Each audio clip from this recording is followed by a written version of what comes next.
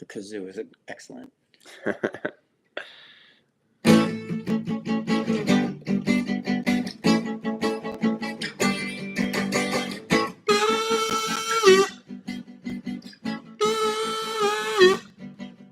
Welcome to Star Trek Nitpickers. I'm your host, Lieutenant William. I'm Soma the Traveler.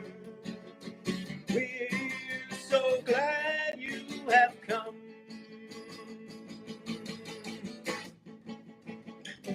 What do we got today on Star Trek Nitpickers, Lieutenant William? Well, we're going to be talking about Encounter at Farpoint a little bit more, and we're going to be talking about all sorts of Star Trek-related tangents as we go off on them. We've got a Star Trek comic book. We've got a Star Trek novel from the 80s that's got a great passage that we're going to hopefully get around to reading, but we just want to see what's going on with the Star Trek community on YouTube, so... Yeah. All right, yeah, there's a lot to talk about. And starting on Farpoint Station, it's a thick episode. There's so much there going on. And we were just talking before we got on here about how there's 2 episodes worth of stuff to expose in there. And normally with a 2-episode story, the first part is where they introduce everything, and the second half is where it all plays out. But since this is the beginning of a show, a revival of a classic show that was canceled, 20 years prior, 18 years prior, it was there was a lot to live up to. So I think they had to stuff it full of that. And we just looked at the second half to see, all right, is that true, or is it mostly just plot? And it's not. We only just see that Riker and Troy know each other in that second half. Yeah. We only see Bones in the second half. Dr. McCoy, yeah. So there's a whole lot that still has not unfolded until the second half. This just, I think, a testament to how much is going on in this episode. Yeah, we have a lot of fun stuff happening in Encounter at Farpoint, even though this episode, it's not really anybody's favorite episode, maybe. And it's, one of those episodes that people talk trash about, I guess, but I love it. I always have, and I think it's really cool to see how these characters are introduced and this whole world, because it's really kind of a different world than the world of TOS and even the movies. Big time. Yeah. But it's definitely being brought to a new audience, so it's just fun to think about how it was developed and then how it was executed, and a lot of ideas went into this first episode that Gene Roddenberry really didn't want it to have to be a big 2-hour TV movie event, but they insisted that it was. The guy who was in charge at Paramount, who was insisting on it, said that he was literally afraid Roddenberry was going to come over the table at him, arguing that no, it's got to be an hour. And then they were talking about maybe it should be 90 minutes. And Roddenberry had actually hired one of the writers from the original series to develop this first episode for TNG. And they were never sure how long it was really supposed to be. And then they ended up making it 90 minutes, and Roddenberry ended up writing an additional half hour and adding the character Q. So I thought, Q is a pretty cool character to talk about. And it's interesting to think, what if Q wasn't in this first episode? I mean, sure, maybe we would have had him in subsequent episodes, but he wouldn't have been a backbone to the show, and it wouldn't have been, important for him to be in the final episode, All Good Things. And it really wouldn't have been so important for him to come back in Star Trek Picard. Which is a whole other thing. Please do leave us a comment, guys, and let us know what you think about all this. We'd love to read the comments and hear from the Star Trek community out there. But, yeah, Q was a lot like Trelane, the character from TOS, who has all of these fancy powers that are actually coming from a machine, it turns out, and they destroy the machine. So people say Q and Trelane aren't the same, but I'd say they could actually be the same. Just because Trelane used a machine doesn't mean he wasn't a Q. Right. Potentially. And weren't you saying last time that Roddenberry sort of wrote him in after the fact? It was an afterthought. Q wasn't originally in it. Yeah. Q was not in the script that Dorothy Fontana handed in. And really, that script was a lot different. It was kind of like Planet of the Apes, basically. Yeah. You know, the stuff at the end of Encounter at Farpoint when they're going around in these like caverns or whatever, and you know, Deanna is like feeling the emotions of the jellyfish. Oh, the other ship that comes in, which is the ship form of that being, that alien being, right? Yeah. She just figures it out at that point. This is one being. This isn't all these things I've been feeling. This is coming from this one being that we're actually in. It's not a ship at all. I guess so, but I mean that whole section is kind of coming from this part that was in the original script where they're enslaved and made to go mine by these ape-like aliens. And Roddenberry just cut all of that out, basically. Yeah. Mm-hmm. Wise move, I think, in the end. So, you know, we ended up with something that wasn't really what he wanted. It wasn't really what Dorothy Fontana wanted. The writer who wrote the initial first draft of this episode. And I guess it was more or less what the people at Paramount wanted, though. They wanted 2 hours that would kind of kick off this whole thing with a bang and would make a splash. And it did, you know. I mean, the show got off to a good enough start, even though people, you know, are kind of dicey about the first 2 seasons nowadays. Yeah. Mm-hmm. And you were saying interesting stuff a moment ago about how the third season was a turning point in the show. And I mean, anyone can tell that watching it, but I didn't know a lot of the technical reasons that you were talking about. But what's interesting is, you know, and this is out of character for me to say because I'm a traveler, man. I don't live by rules, but I have to hand it to the network. They do know how to make it something that sells. So it might not have stuck if they hadn't had their input in that way. So yeah, you might have to throw in a little bit of fluff or make it, like you were saying, a little bit more centered on the characters and the personality and the psychology, which is a big part of what I like about it, because it's sort of delving into the inner questions, the questions that none of us really have answers to. But this was not Roddenberry's original aim. So you kind of have best of both worlds in this episode. Yeah, best of both worlds. No, that's season 3 there, Amos. That's true. Getting a little ahead of myself there. Wait, what year is it? What time am I in? Am I in multiple dreams at once? He's just dreaming, folks. Don't mind never him. Clear. Yeah. It's never clear. But yeah, Roddenberry was more focused on plot, and the reason that Star Trek: The Next Generation got better was because they started to look at the characters more and to not be so plot driven and to really let the show kind of expand by having more of a personal side to it, which worked well and was something that you got to see in the subsequent Star Trek shows too.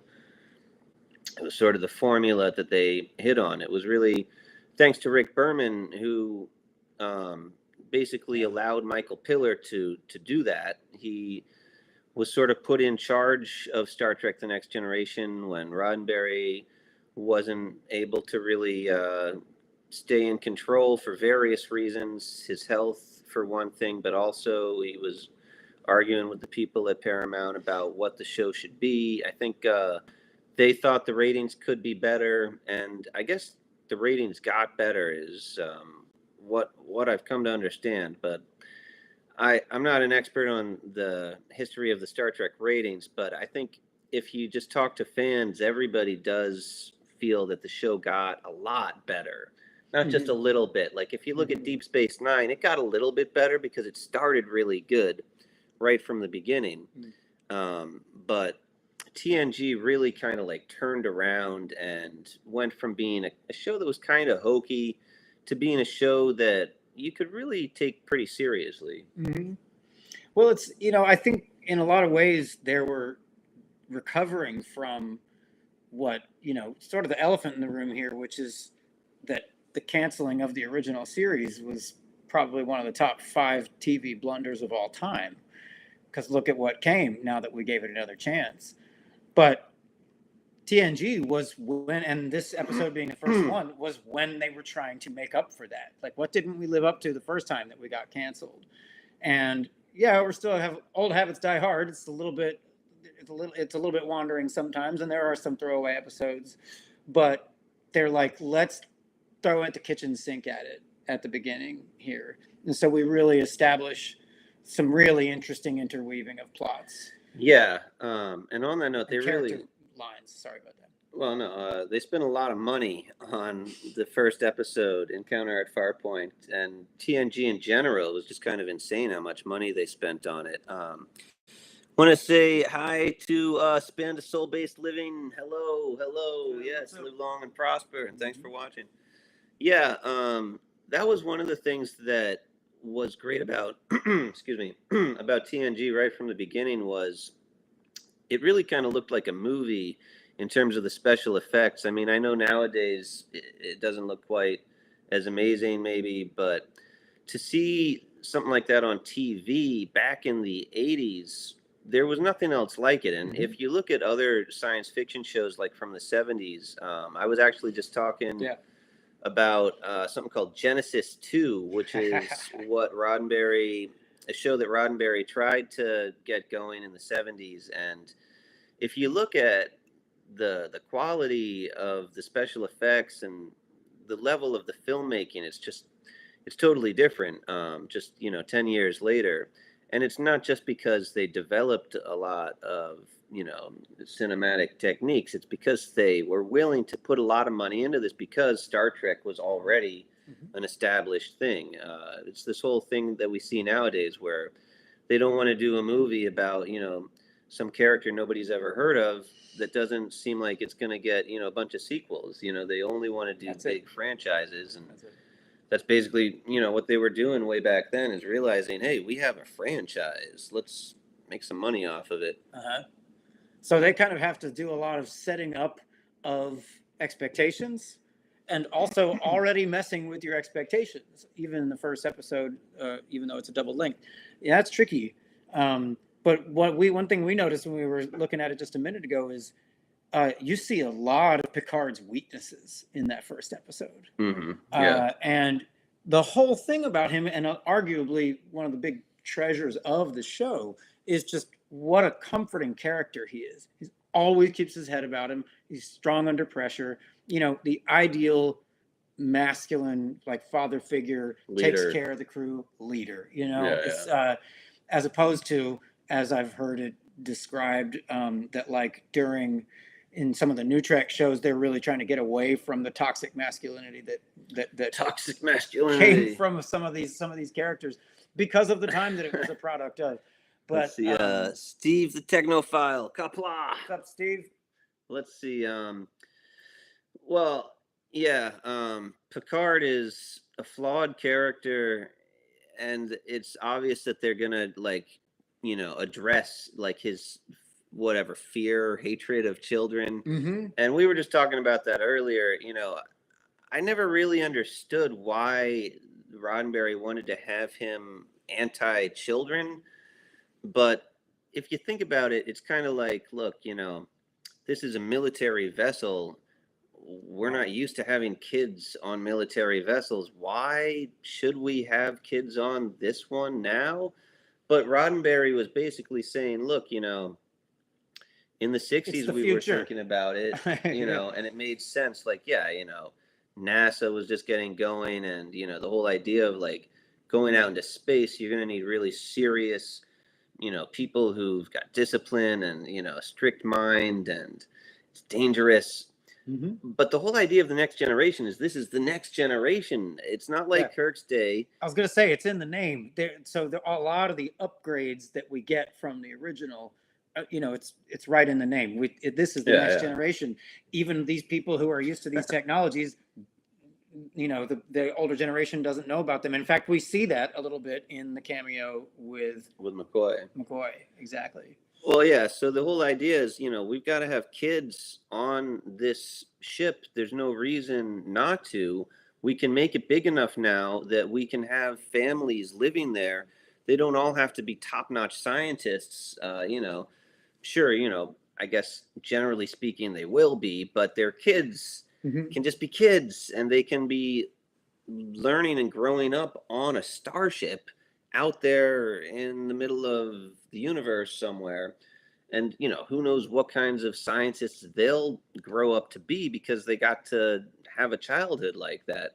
So it's this sort of crazy idea that Starfleet has decided really makes too much sense to not do. But Right. Picard was not like in the meeting where they decided, yeah, we're gonna have families and kids on the ship. And that sounds like very character-based writing to me, so it's a slightly surprising, unless, I don't know, do you know, was that not his idea? Was that Roddenberry's I idea don't know specifically? specifically. Yeah, I'm trying to find stuff like that out more and more. Yeah. Like, we know the Q was his idea. We know that he changed Wesley to Wesley. It used to be a girl named Leslie. Right. So, we know a lot of little things, and the more you look into it, the more you can find out. Yeah. But the reason I ask is because think of what that adds to the plot. Because something unusual about this ship during the first season is that there's a kid on it who's an acting ensign. But also, that's the unusual thing about this captain. He's calm, an amazing leader, really, really smart, really, really balanced, but he can't stand kids. It's his one weak spot. And that's the one unusual thing that this ship has. His Achilles heel. And also, it's the kid of the one person that he would forgive for that. For what do you mean for what? For bringing a kid on right. board On because the of his bridge, connection to Wesley. on board. And that scene where he shows up in the turbo lift and he says, surprisingly for 1987, "What the hell?" He curses twice. He says "damn" later to Q. But we really Maybe see him even lose more. his temper, which is just not part of his character later. But it sets up, and that's my point, is that to bring the kid in and to make that the Achilles heel of the captain, and that it's the only situation in which he would even allow that to take place for personal reasons, that's really good writing, because it sets you up for all kinds of character arcs, dramas, subplots, and of course what happens to Wesley. He becomes really gifted scientist, like you're saying, and he excels all his teachers, and then joins my tribe, the Travelers. Right. Eventually. Exactly. Yeah.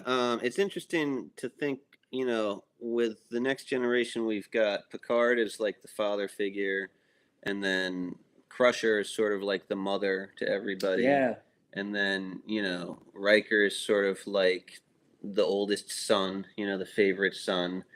And then Deanna, obviously is like his girlfriend, his wife, or whatever, but she's also kind of like his, I hate to say it, but like she's kind of like the sister in this family unit. Sure. And, Sure. we have this whole thing that they're not together. You know what I mean? Like, because, yeah, nobody can really be together as regulars on the show, Let's see. Let's see, guys. We wanted to talk about a couple of other things here today. We've got a Star Trek comic book that I just couldn't resist buying today.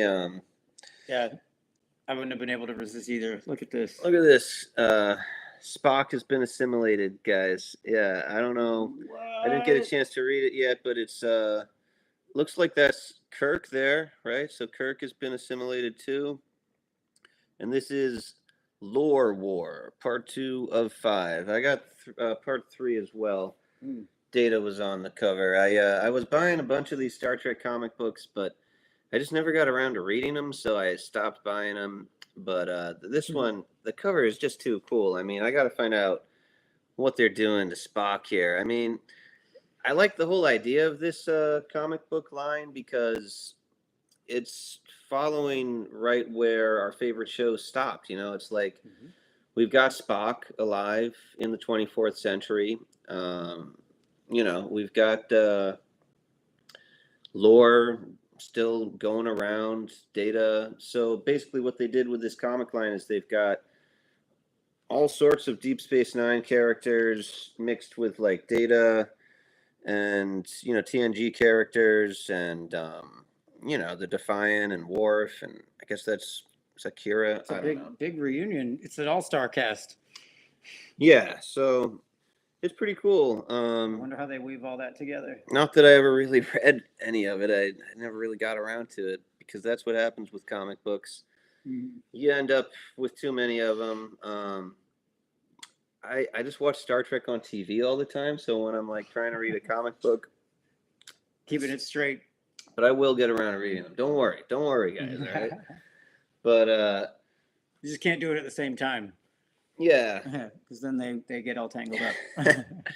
There's a whole cool like William Shatner novel where Kirk comes back to life and the Borg are involved. So I don't think that they would copy that story in the comics. They have to do something original. But it's interesting because there are a lot of things that show up in the TV shows and the movies that were in novels, Star Trek novels first. Like the name Vox. Do you remember whose name? Did you even see Star Trek Picard? Yeah, of course. Yeah, of course. Mm-hmm. Vox is the name give it to him. that we get for the Borg version of Picard's son. Yeah, spoiler alert. But yeah, sorry guys, spoiler alert. But anyways, Vox is also the name that we have for I think he's a Romulan who's been turned into a Borg in this weird novel that William Shatner wrote called The Return, where Kirk comes back to life thanks to the Borg. And so it's just interesting, was that like homage? Kirk is not dead. He liveth, says pseudo history. We remember you. Nice to see you. Yes. Long live Kirk. Yes. And the Nexus, right? Exactly. The Nexus. That was a brilliant piece of writing, I thought. People have mixed feelings about the Nexus. I never really didn't like it, but part of me didn't like the whole sort of magical aspect of it. I initially had problems with Q getting back to Encounter at Farpoint because he's just so magical. It's like anything can happen. The stakes are, where are the stakes? What are the stakes? If he can just bring people back to life and stuff and just undo stuff. And can I chime in on that briefly? Please because do, there's two sides of a response to that I like, and it still doesn't resolve it, but it's interesting enough to say. The Arthur C. Clarke quote that we have heard 1,000 times: "Sufficiently advanced science will appear as magic," right? And a lot of writers use that to justify crossing over between science fiction and fantasy. And sometimes fantasy people will say the reverse, say any fantasy that is sufficiently explained will resemble science, futuristic science. Sure. Yeah. But the point being, though, that if you're going to do that, if you're going to lean on that excuse, you need to compensate for it in your writing. Don't just say, here's a magical character who can do anything he wants. You still want to have a little bit of some kind of an explanation. Although with Q, there's not much explanation because he just is this entity, whatever they are. And I think we don't know until after Farpoint, right, that it's a continuum. No. He says in Encounter Farpoint that he's been sent by the continuum. He might not use the word continuum. I just want to read some comments here. Let's see. In the Nexus, you can never go forward, only back. Is that right? I guess that is right. Yeah, because you're not forming new memories. Interesting. Right. You're not living basically. Q is Apollo. Okay, yeah. So Amos, Soma is not as familiar with TOS, but have you seen the episode with Apollo? I think so. Yes. I'm pretty sure. Yeah, I watched a bunch of them right in a row, so it's in there in small. There are a lot of characters on Star Trek, the various Star Trek incarnations, who seem like they might be a Q. So yeah, Trelane is the obvious one, and apparently Roddenberry was told by writers and friends, people who'd written for TOS, not to include Q in the first TNG episode because it's too much like Trelane, and Roddenberry didn't care. He was adamant about doing it, and it's really very similar because Trelane turns into a judge who, puts Kirk up on trial just the way Q does. Yeah. But I think that it was the right thing to do. There's something about Q and this whole like putting humanity on trial and having that be this thing that comes back time after time. Mm-hmm. Well, not that many times, but yeah, I think it works. I think it was a good way to frame the show. Is like, is humanity getting better? Have we gotten any better, or are we just barbarians? Yeah, and I mean, of course, that being the first episode of a new show that is a reboot or an extension of an old show 20 years ago, from 20 years before, it's kind of like we'll explore that. You can count on this. This is a question we will be coming back to. What happens to human beings not only 200 years from now as the first show explored, but now yet another generation passed. So that's and that's another way that they were self-conscious in the fact that they were beginning something with a lot of hype. They were like, how do we make people tune into this show and keep watching this show? But I really like, I'm thinking pseudo history about the idea that Q is Apollo, because my impression of a lot of Greek mythology is that the gods were bordering on irresponsible. And that's what's so different about religion, the way we understand it today, is that, we're supposed to sort of emulate divinity, but the gods in these myths were really messing stuff up a lot. And Greek myths are almost Q is more just like that. He's got so much power, he doesn't really fully know how he's affecting others. Yeah. Well, yeah, it's really interesting the way Q's written in different stories by different writers. But yeah, I mean, Apollo is a great character. I don't want to ruin that episode for you, but it turns out he really is Apollo. Now, we also have that TOS episode where the Platonians are living in accordance with what they think Plato would have, wanted people to live like. But they're sort of evil and they're awful and they're not really living like him. But it's another episode where it's like they're kind of like Greek gods because they have telekinesis. That's a third season episode that gets sort of written off. That's actually the one with the first interracial kiss, though. Yes, I'm remembering this one, and and that subplot too.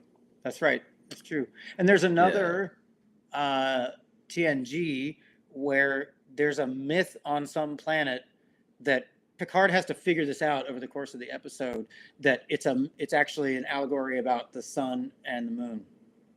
That the sun chases the moon away. Oh yeah, masks. And that he has to realize, understand, decode the metaphor in order to reason with the god who is vowing to destroy him, and just be like, that you recede every year or every night, and I come back. Whatever. I'm forgetting the exact. Well, we're jumping to the 7th season. That's one of the last is that 7th episodes. season? Way ahead. And that Time one is an illusion. It's funny because as much as it's true that Next Generation just got better and better, the 7th season has some kind of wonky episodes, and that's one where they just didn't give Brent Spiner much time to prepare. He did an interview recently, and he talked about how he really, had to play all of these different characters because he's like getting, possessed or whatever by these different alien gods that are, I guess, really like a computer program or something. I can't remember. But he just didn't have time to make them all really believable and differentiated, and so people were laughing at him on set when he was like filming that episode. And honestly, I think it's a good episode, but it is kind of like getting a little bit hokey, and it's weird how the 7th season kind of got back into hokey territory a little bit. Okay.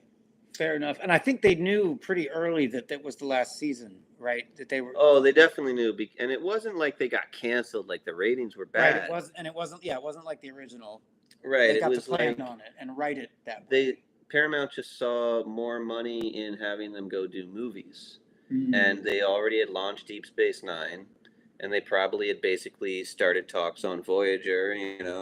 It was like, this is how we do this. But then, for better or well, for worse, I mean, let's just face it, the TNG movies just didn't. They didn't do as well as I guess they were predicted, and obviously the TOS crew got more movies, and Well, maybe I don't know if this is going to be an unpopular hypothesis, but because of the gap between the time when TOS was on and when the TOS movies came out, it was 10 years, yeah, and then the TOS movies spanned 9 years before TNG even started on the air. is that right? Yeah, Okay, because it was take your word for it. It was the TOS was 66 to 69. The first movie was 78. And TNG was 87. So nine it was year 86 intervals. but whatever. And so it's like maybe they were trying to reproduce that cool, and also the show TOS was canceled. So the fact that the movies did really well was like a Rising from the Dead. Yeah. And maybe the producers were like, what if we did that twice in a row? What if we had another? But the problem was, none of that had evolved the same way TOS did. TNG was doing great. It was not lacking. Yeah. It was not in danger of getting canceled, except for the as you're pitching it, sort of the greed of you could make more money doing movies. But of course, there was no need to upgrade because the show was already awesome. Jonathan Frakes, Will Riker, has said that he thinks they should have gone on and done one more, 2 more seasons. Really? Yeah. Of the show. Of TNG. Mm-hmm. Yeah. He thinks that it basically was a mistake to stop then. Mm-hmm. And, it's interesting to think, what if there were 9 seasons of TNG? What if they hadn't felt the need to wrap things up in the 7th season, which is what they did? And, it's kind of why some of the episodes are kind of hokey, like the one where Bach comes back, this Ferengi, and he tells Picard that he has a son, which is, the episode that they kind of rehashed for Star Trek Picard season 3. Mm-hmm. But anyways, I don't know. I'm going off on so many tangents now. I'm just losing the thread. But yeah, basically we have Bach come back, and it's one of these episodes that's following up on things, trying to close up the show. And, what if that wasn't what happened in the 7th season? What if that happened in the 9th season? Right. And what if the movies didn't come till later? I don't know. Maybe they would have been like a little bit too past their prime by the time they did the movies, and the movies wouldn't have been as good if that had happened. Maybe they wouldn't have gotten around to doing movies because it would have been like, you know what, guys, nobody cares anymore. I mean, yeah, that's possible. I also think I observed that the later TNG movies are better than the earlier ones. Oh, Generations is great, but I don't know. I thought Nemesis was pretty amazing. There's so much controversy over the TNG movies. I think for the most part, people agree that First Contact is the best one. That's the most highly rated one. Oh, and what is Mystic Marble saying about the Nexus? There's something here. Why don't you tell us? They should have added a few more lines about the Nexus being closer to existing sci-fi concepts. Yeah, fair enough. And I think that's similar to what I was saying about, if it's going to be magical, then give us some explanation of why it is the way it is. That's what makes it science and not magic. But that way, less people would have complained or argued about the aspect of leaving the Nexus. Yeah. And, but that's sort of like a thing that it's often hard to comprehend what their solution to the problem is. How do you get out of this thing that you got stuck in? How do you get back from the mirror universe? It's like this problem comes up a lot, and it's oftentimes really, what are the chances that you can get back the same way you got out when it was an accident in the first place. Yeah. But the Nexus is unique though, because it's a physical phenomenon. It's not Right. It's not a trick they're trying to do to travel through time or something. Yeah. You know, it's a thing that exists. It's an anomaly. So yeah, nice one, Mystic Marble. I agree, and I'm going to link that one to the question about 2 extra seasons, because I feel I'm in the middle of Deep Space Nine. I'm late season 4 at this point, and I really wish that there was more overlap between TNG and Deep Space Nine. Now that I'm this far in and it's gotten really interesting, Worf is on there and everything. You know, I would love to have the Enterprise just stop by and have news of whatever they were just doing, and then for those ideas to feed off of each other. I bet those last 2 seasons would have been pretty interesting. It would have been awesome to see the Enterprise E in Deep Space Nine. Yeah, that's yeah, true. totally. I mean, it's so awesome to see the Defiant in Star Trek First Contact. I was just doing a short today where it's the episode Apocalypse Rising, season 5, episode 1 of Deep Space Nine. Okay. And I won't give it away because he's actually never seen Deep Space Nine. I'm only tell it to my future self. Yeah, right. I'll call him up on the phone here. No, I'm here. Oh, I know it's not a spoiler. Here he is. You just fast forwarded. So see, you just altered the continuum of time. It's simple. It's just like you take a piece of paper, right? Just imagine this is time, okay, right? And instead of like traveling from here to here, you just fold time. You get it, right? Like that. And boom. And you wet it a little bit, and it's disgusting. Now you can't even separate them. See. So. All right. Well, don't put that. Yeah, put that over there. Anyways, so basically, season 5, episode 1. Yeah, we have this scene where Worf is talking to a bunch of Klingons who are not Klingons. I still feel like I can't ruin this for you. Yeah. But and it's just cool because when I was watching it, today or yesterday, I was just like, yeah, it really is the combination of Deep Space Nine and TNG in season 5 here, when Worf is a fully integrated character, but he's still very much Worf, this guy from TNG, and he's talking about Klingons, and it's cool that they did overlap it as much as they did. But you're right, more overlap would have been cool. What do you guys think? We got some comments here.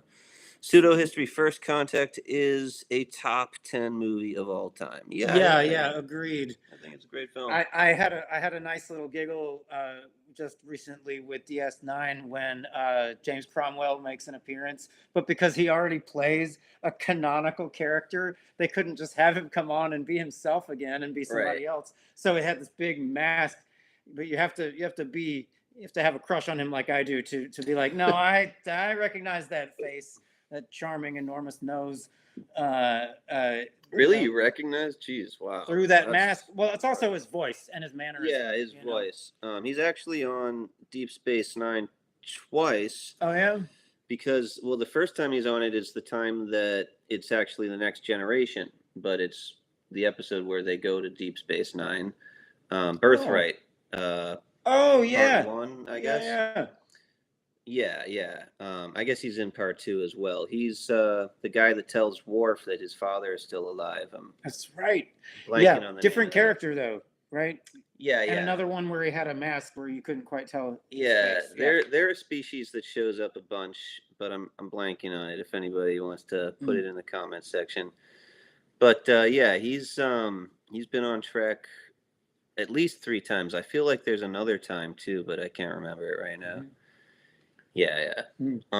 He just sort of got into Deep Space Nine pseudo history. It took me a while to get into DS9. Yeah, I'm with that because those first couple of seasons, it just took a minute to pick up and to get. We were talking about how 3 and 4 is really where the writing gets more complex and more layered and more like there's no solution to the problem in the episode or something. So I'm with that, and I'm gonna actually take that into consideration and maybe question my previous theory that if there had been more overlap, it would have been good for the show, because DS9 didn't really get that interesting until after TNG was off the air. So maybe they were spreading themselves too thin. Maybe they thought, we've got two good ones going. We don't, Yeah, I don't know. It's an interesting. They had more to thing. invest in it in season 3 and 4 because there was no more TNG. Yeah, that's exactly the year that it went off too. I'm pretty sure. I'd imagine they probably did have a lot of people who were watching TNG and not watching Deep Space Nine sort of say, "All right, let's start watching Deep Space Nine now." It's interesting because DS9 is a father-son story. Fair enough. That goes. Oh my goodness! With Cisco, the actor who plays Jake is so good. And sometimes at first it annoyed me because it was like, wait a minute, how'd you get so smart? It's like, oh, he's actually a good actor, and also he's precocious. A lot of times. Well, that's what they say about Wesley, is he was too smart. And so this is why I noticed it. This is Going exactly back to Encounter at Farpoint. Yes, this is exactly why I noticed it, because Wesley annoyed me when I first watched that show. His mannerisms seemed too forced, and it was interesting to me that he became a traveler later because he was gifted, but he didn't convince me at first. And so to notice that Jake had the same qualities but pulled it off in a way that you kind of can't, you have to give him a chance.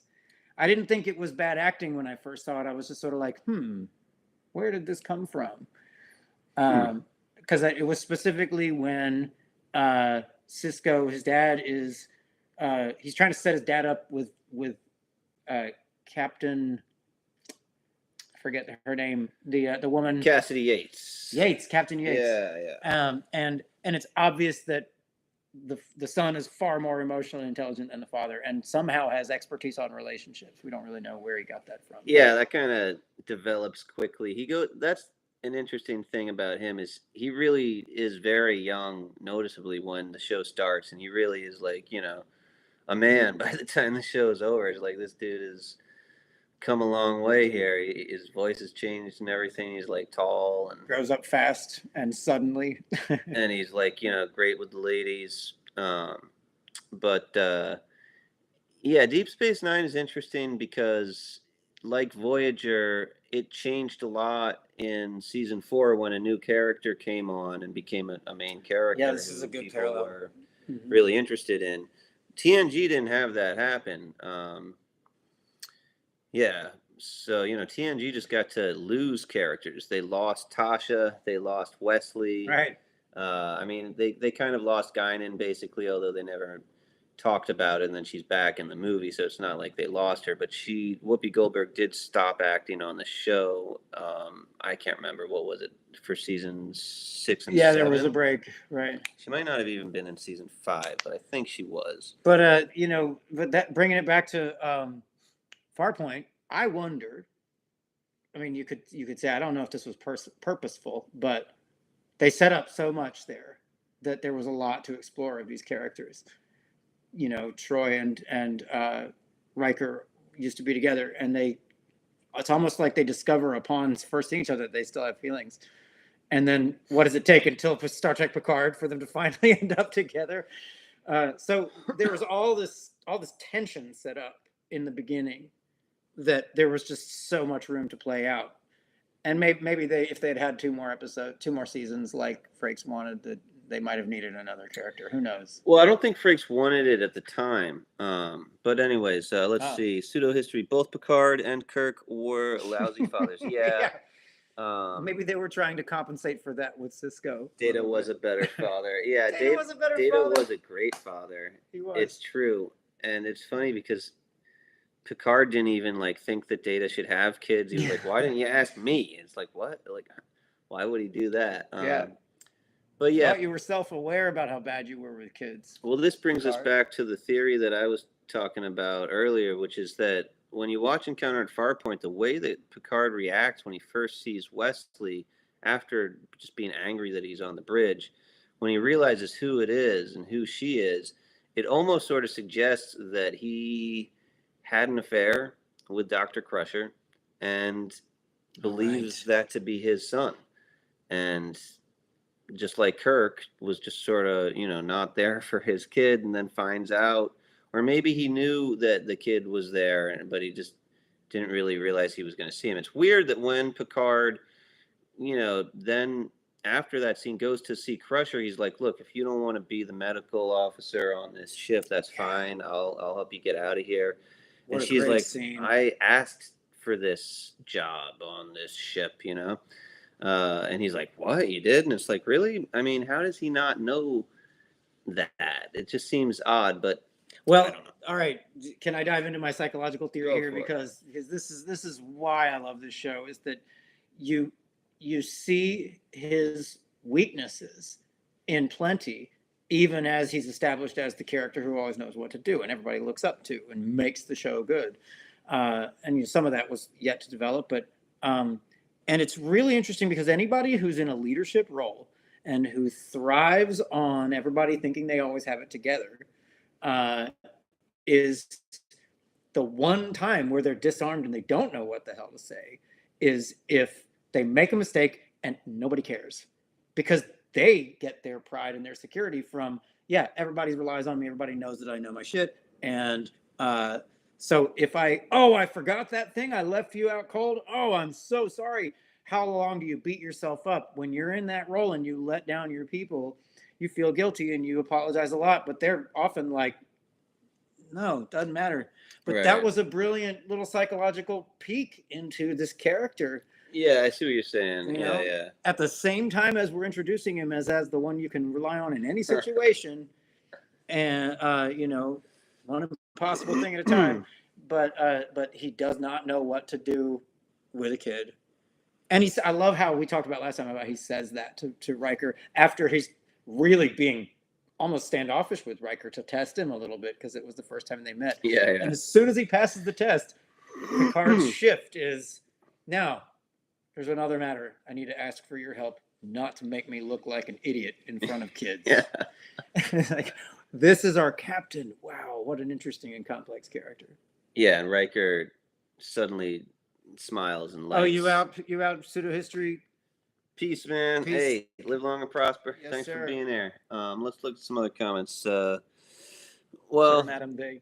Anyways, not too many new comments actually, but okay. So, what was I gonna say? Well, Farpoint Station username. Nice. Oh, Were you with us last time?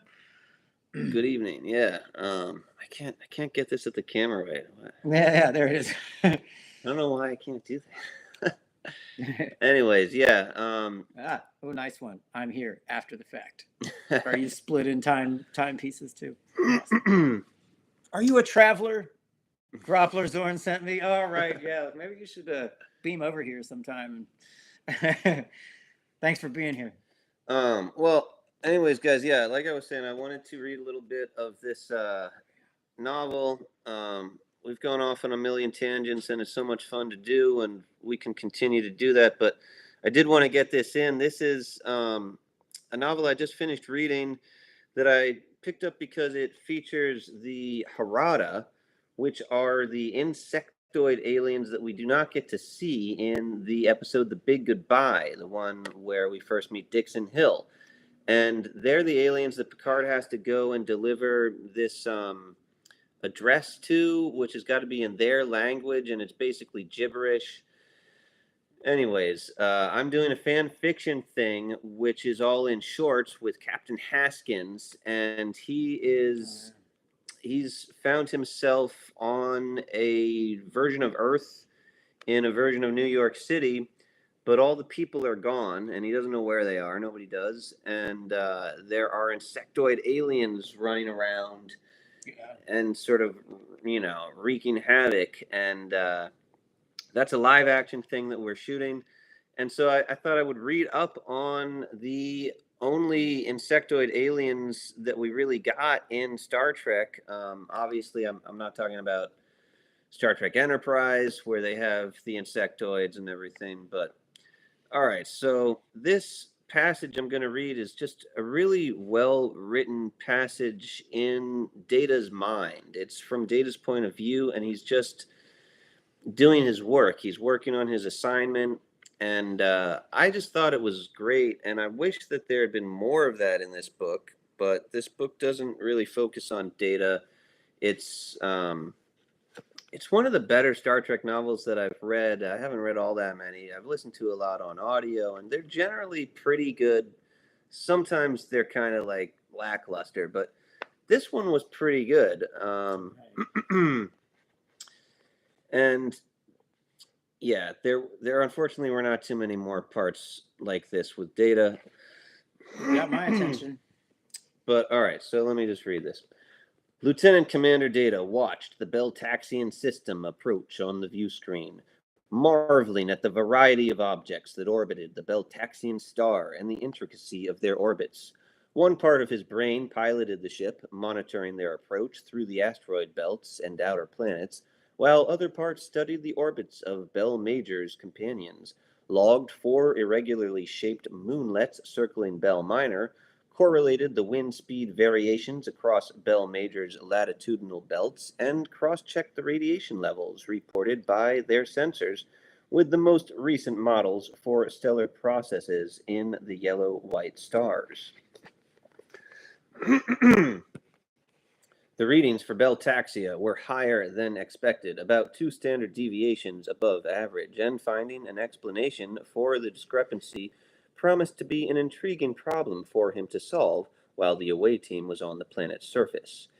He checked the radiation levels again to assure himself that they presented no danger to the Enterprise or its crew, but found no cause for alarm. The humans would have to remain on one of the smaller worldlets for several weeks before the radiation dosage would give them problems. On Bel Minor, even though the background radiation was higher than recommended for permanent human settlement, the planet's magnetic field would provide sufficient protection for several months. The only problem the radiation might cause would be distortions of the sensor readings proportional to the radiation flux. But since they weren't planning to do any detailed planetary scans on this mission, he didn't need to worry about compensating for the variations. I'm going to let Soma take over here. I'm already in character, just listening to those flow of words. Thank you, Lieutenant. Turning his attention to more immediate concerns, Data began refining his orbital calculations for the ship's approach to Bel Minor. Unlike a normal planetary system, holding a standard orbit around Bel Minor put the Enterprise in an extremely complicated cloverleaf orbit around Bel Major. In addition, they had to avoid Bel Minor's small moons, Bel Major's mostly uncharted satellites, and the assorted asteroids that cluttered the resonance points of the various orbits. Someday, Data supposed, a mathematician would discover a general solution to describe the paths of multiple bodies orbiting the same primary, but until then, the only way to solve the problem was by successive approximations. He excelled at such work, where his unique abilities could be used to their fullest. Clearly, he had gotten the best job out of this assignment, being left in command of the Enterprise, where he could study this complex and intriguing planetary system while the others beamed over to Bel Minor. He supposed he should add diplomacy to his list of studies, but today it seemed far less interesting than the scientific puzzles that were spreading themselves across the view screen. Yeah. That's fantastic. Yeah. And it reminds me a lot of something I saw Neil deGrasse Tyson and Chuck Neese talking about the 3-body problem, which is exactly that. How you can't, when there's 3 bodies in space, their gravity creates too many variables to be able to chart exactly how they're going to, where they're going to be. 2 bodies, you can do that. Like the moon and the Earth, they pull on each other. It's not just the Earth is stationary and the moon's going around. They're kind of doing this. Mm-hmm. But with the 3 bodies, you can't. There's no math to solve it.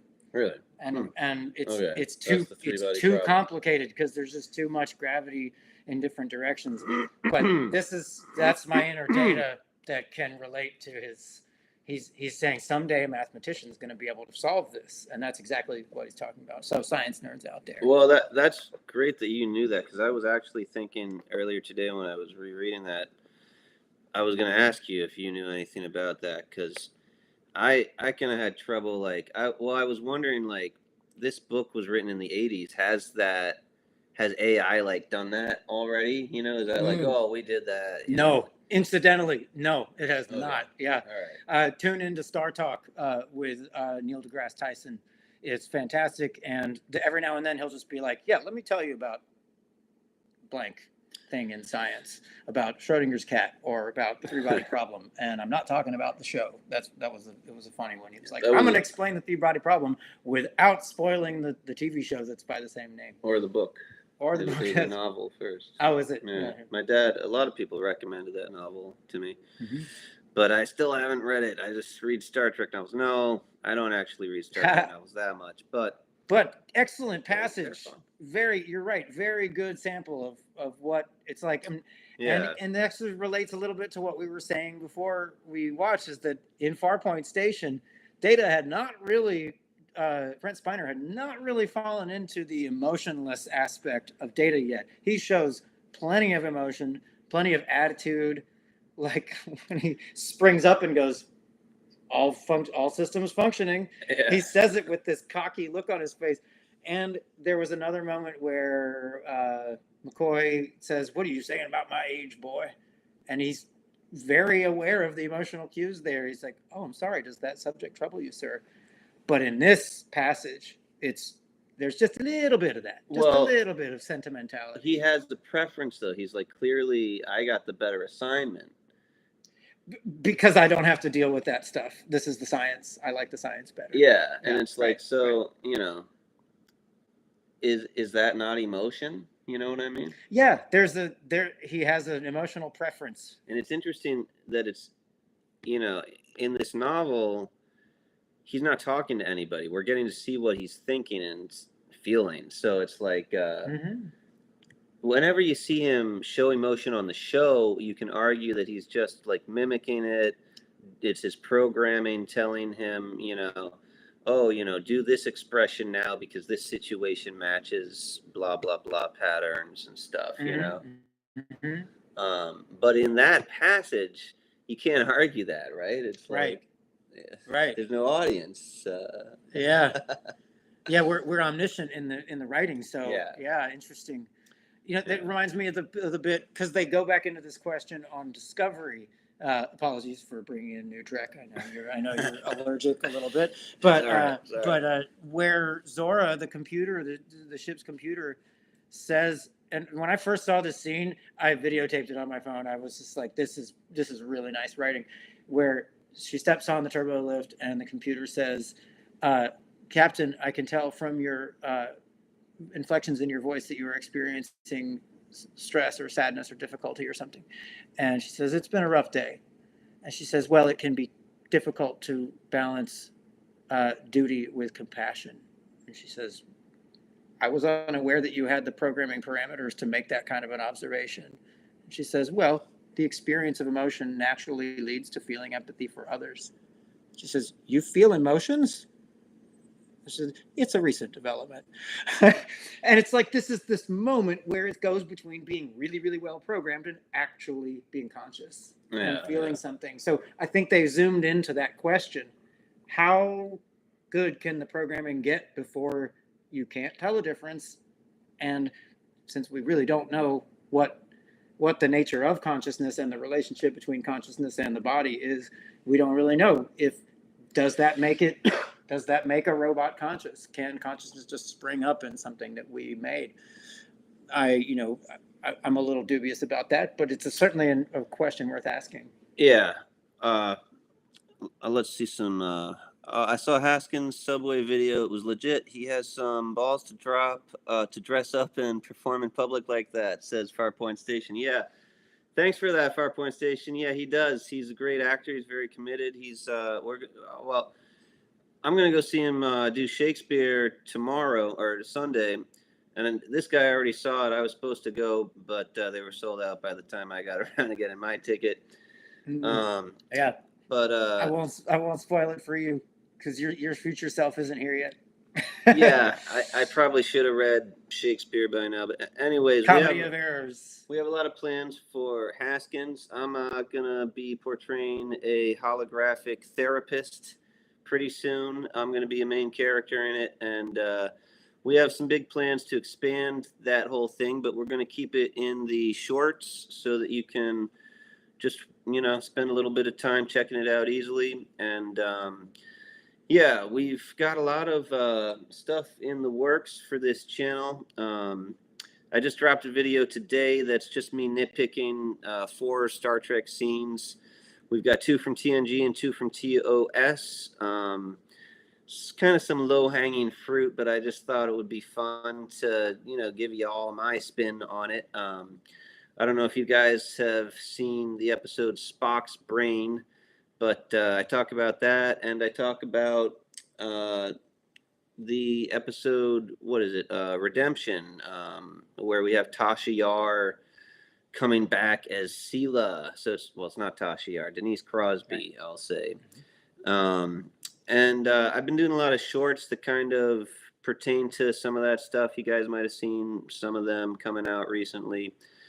And yeah, now that it's getting nicer out, we're going to be able to go out and shoot some more Haskins stuff and do it right. That's kind of been the problem during the winter here. Mm-hmm.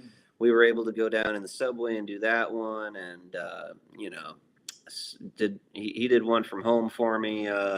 I sent him the script and he did it.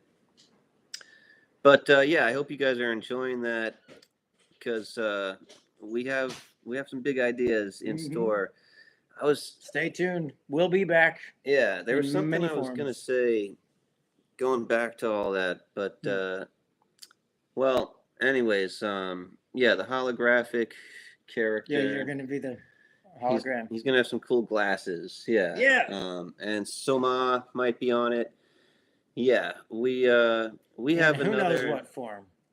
Yeah, we have another channel called Revolving Ghost where you can see this guy playing a gangster. We actually do some sort of like Batman fan fiction content there. And we're really close. Just tonight, he gave me the music. He's doing, half of original the music. Storylines from Lieutenant William and original music from yours truly and our other crewmate. Yeah. In Revolving Ghost. So lots of new ideas based on old riffs. So tune into that, and that'll be great too. I have a channel I'm launching soon, and I'm going to discuss some of the things, some other more far out weird consciousness related stuff, but also some Star Trek, maybe the stuff that is a little more fringy that we don't do on this channel. So, but I'll give you the leads for those later. But yeah, this is a great. Thank you, Farpoint Station. Yeah, we were old music buddies in another dream. Yeah, another time, we had another life. Another band. I don't know how many years ago. Yeah, 15,000. Household Tales. Yeah. And I guess you can still find that on YouTube. Yeah. Yeah. And if I can add one more thing that just came up, because we were talking about when we saw Haskins' Shakespeare show the other night, we were talking about this. The other actor and composer from Revolving Ghost, we were saying this, that the Shakespeare play, Comedy of Errors, is about twins that were separated at birth. Don't worry, it's not a spoiler. They say it in the first speech. But twins that were separated at birth and sent to separate places. And one comes back and everybody starts mistaking him for his twin. And he thinks everybody thinks everybody's gone mad, and all hell, it gets more and more complicated. And their servants are also twins who were separated at birth. So everybody's like, you and you, I know you both. Why are you coming to dinner with your wife? What wife? I don't have a wife. I'm like, Master has gone crazy. But the reason I'm bringing it up is because it's still funny today. I was in a production of it about 10 years ago, and we did our own little twists. The genders were reversed. It was really interesting. But it's still funny today. Why? Because it's a mind to have someone who looks just like someone you know and love, but they don't know any of the stuff that your loved one knows. What does this remind us of? How many different Star Trek episodes are there where somebody is the same actor, but they're not the same character? Oh, yeah. Alternate timelines, mirror universe, relatives. Well, I was thinking of Lore. That's the one that was Lore. coming to mind, yeah. And you know, Brent Spiner gets to really, you were saying he was up to a lot of challenge because he's playing all these different characters who are different descendants of Sung or Yeah, he different really versions is. of the robot. Yeah, And you know, what was the other one? B4 or there's B4. yeah. So and they all have different personalities. So he's, you know, this is but we love this trope of wait, who are you? You've gone crazy. You don't remember any of the stuff, like you know the, and how long does it take to figure that out? And what do you do with it? And of course, in sci-fi, it's a much darker one because you know a lot of times maybe you find yourself in a situation in a parallel universe, and you have to fool people into thinking you're that person, like in Picard when they go back in time. So Right. you know, they're like Seven is trying to convince everyone that she is the corrupt, awful leader of the Confederation. Right. You know, it's we still like this trope. Hey, thanks for the super chat. Oh, wow, hey, awesome. look at that. Farpoint Station. All right, Farpoint. Kapla. Yes. It's our first one ever, actually. So yeah, we'll have to remember nice. that. Yeah, I love it when somebody with a Star Trek name is a first for this channel. Our 1,000th subscriber was Birdo Prey 5, who was the guy who taught me everything I know about streaming. Not that I know anything about it, but yeah, Kapla. Thanks so much, guys. That's awesome. Yeah, well, go on. Not to that's the only that's it. You know, is that this Star Trek and sci-fi are still squeezing more meaning and stories out of this wonderful question of what if everything visual and physical was the same as your known person, but nothing mental. Yeah. The separation of mind and body, or where is the line between them? How and what would you do if you were presented with the same face but a different person? And the only real technology they had to write that in Shakespeare's day was twins separated at birth. We have all kinds of other excuses for that trope now, because science fiction is, we don't know how it would happen, but let's just say it could. Mirror universe, all right? And you can travel between them. I mean, you know. Yeah. But it's just an interesting thing how long that has lasted, and the jokes still stand, because you're sitting there like, oh, that's funny because he doesn't know, you know. Well, it reminds me of Thomas Riker too. So Yeah. Arden Party. Hey, what's up, man? From my good friend Birdo Prey 5's channel. Oh. Yeah. Good to see. Good to right, representing.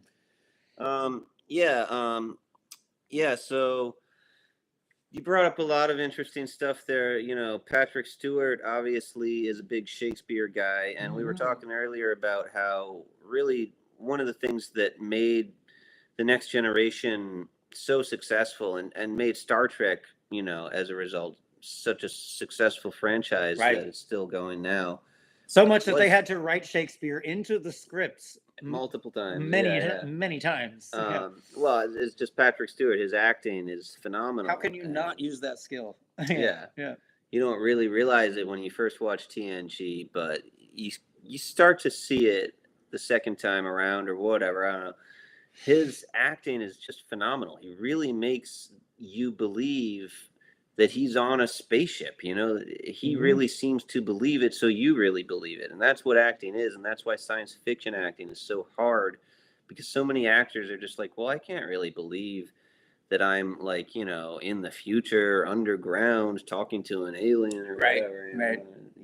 You feel that they can't believe it, and you don't believe it. But Patrick Stewart, even though he didn't like science fiction, didn't want to do it, he's just that good an actor that he did it so well that it made it honestly like a more realistic show than shows that were like set in the real world in the modern day. Is that true? He didn't like science fiction? I always just told myself that he did, because once I saw him in Dune, and I was like, oh, so he's into this stuff. I don't think so. Wow. He always wanted to do Shakespeare. That's how good he is. It's a really interesting story how he got hired to play Picard. He was actually hired to do a few scenes of Shakespeare with a woman on stage for somebody who was doing a lecture on Shakespeare and wanted to have actors act out some of the scenes that he was talking about, you know? So he would like pause in his lecture and be like, so do the scene. And then he'd be like, you see, blah, blah, blah. And one of the producers for TNG happened to be walking in the hall while this was going on and just sort of like poked his head in to see what was going on because he heard Patrick Stewart doing Shakespeare. And he was like, that's cool, And he was so enthralled and just, blown away that he, talked to the professor and got his name, Patrick Stewart's name, and brought him up because they couldn't find anybody that really worked to play Captain Picard. And Roddenberry was like, I don't want to hear that guy's name anymore because people started to talk about him more and more. And Roddenberry was like, look, we're not going to go with that random British guy that nobody's ever heard of. Shakespeare guy. But then, they didn't like anybody else that they could have maybe got. Yaphet Kotto was one of the main people they were talking about. Neat. Yeah, I think he ended up doing a movie or something, so they couldn't get him. I can't remember, but yeah.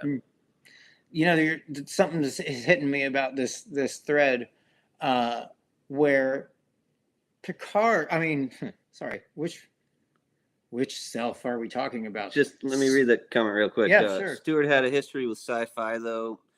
Dune, Excalibur, etc. Ardent Party. Yeah. He must have just kept getting pulled back into it, and did it so well that he. I've often wondered how, he got into Dune. I don't know about that. Yeah, he definitely didn't have a problem doing Sci-Fi. And I'm not saying that he didn't like it. I don't really know, but I know that he wasn't like a big Sci-Fi fan who was going around trying to do Sci-Fi. I think it kind of found him, and his need to make money kind of brought him to it. But yeah, he wasn't really, of course, thrilled to be doing Sci-Fi, and then he kind of learned to have fun with it, basically. And I mean, that's a big part of why Next Gen got good too, is because they all learned to love each other and the work. But I interrupted you. Well, no, it's all right. And maybe they wrote a lot of that in because they were aware of that that he felt limited with Sci-Fi. They were like, all right, let's give you some Shakespeare. Let's give you some passionate stuff. Because I mean, have you ever seen much Patrick Stewart interviews and just what he's like as a person? A fair bit. He's a bit nutty. He's silly. He's a bit wild. Well, yeah, it's interesting you say that because I almost told you earlier. There's a famous story. Weed and he dates someone 30 years younger than him. But well, there's a great story though. I mean, about in the early days of TNG, the crew, the actors would joke around so much, except for him. He was very serious, and everybody else would just laugh and joke around so much that there was one director who actually said, I'm not working on this show anymore. And they had a reputation as being the show where the cast was goofy, but not him. And he was, interesting, the biggest one. So one day he actually called a meeting to talk about it. And wow, this totally shoots my theory, but go on. And I'm going to probably mess this story up. Most of you guys have probably heard it. But anyways, basically, they were like, look, Patrick, we're just trying to have a little fun. And he was like, we are not here to have fun. And they all just burst out laughing at him. And he kind of realized that he was being way too much of a hard ass. And after that, he started to goof around with them more and more. Okay. Now, if you look, though, there are bloopers from, I guess, season 1. Maybe it's season 2, but where he's goofing around with them. So it's how true is that story? Well, I don't know, but it's been told enough by enough of them that there's got to be some truth to it. That he was just really and he's talked about it. He's like, my whole thing was you have to be a very serious person when you're an actor. You have to do the job and do it well, and there's no time, and you can get fired, and it's just a totally different mentality that he had as this British actor coming to the States.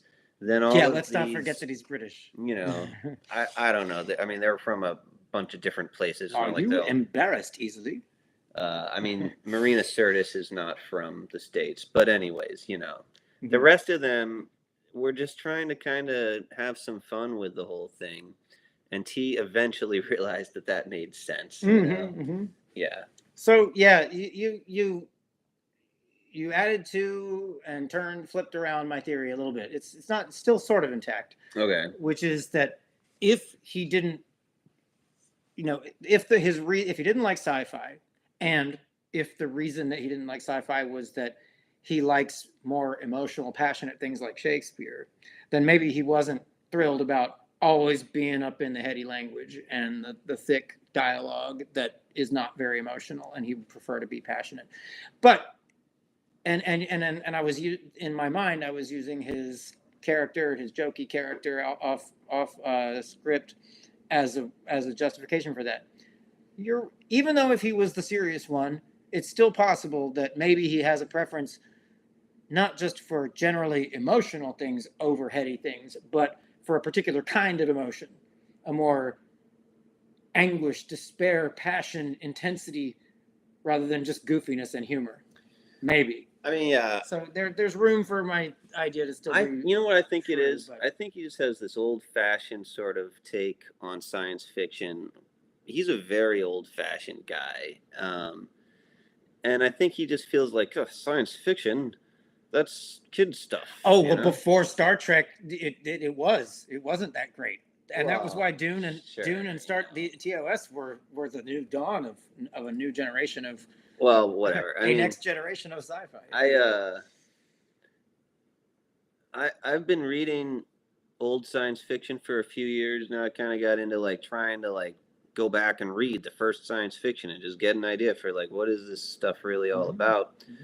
Where did it come from, really? What was it really like when it started out? And obviously there's a ton of it, so where do you really start and stop? But I was reading a Kornbluth a couple of years ago, and I was just like blown away by how goofy it was. And it's like, this is early like 1940s, and it's just like really full of like sort of tongue-in-cheek humor, and just like the heroes just like not taking the crazy things that are happening to them seriously, and just that was their idea of the future, is that we're so callous to any of these things. I think it was just the style of the writing, but it's like, okay, this is like 1940s science fiction.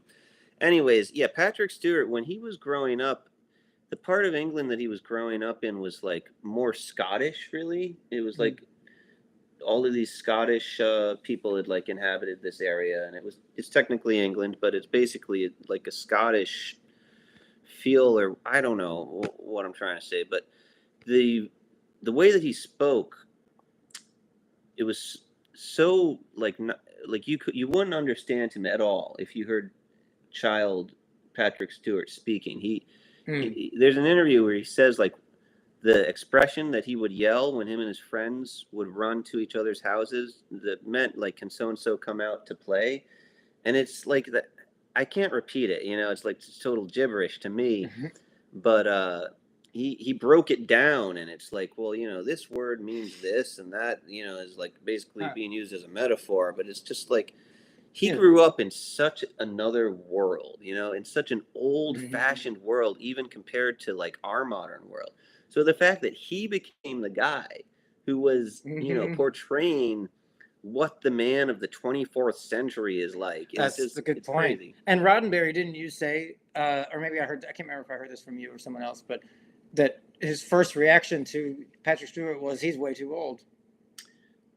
I can't remember if he said he was too old. I guess, did I tell you that? Someone said, I heard the idea that was his first major reaction was, no, that doesn't work, he's too old. But I can't remember from whom, but. Let's read some comments. Can you read them there? Oh yeah, these are good.